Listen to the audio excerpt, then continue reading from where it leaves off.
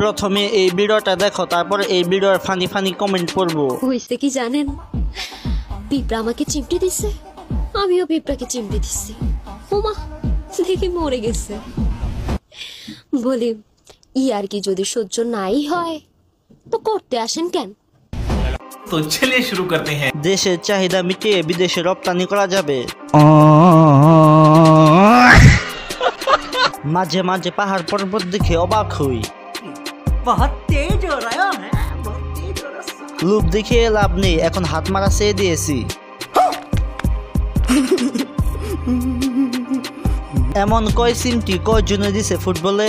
Sir আপনি একটু বাইরে গিয়ে আবার ঢুকেন, আমরা আপনাকে দাঁড়ায় সম্মান করি।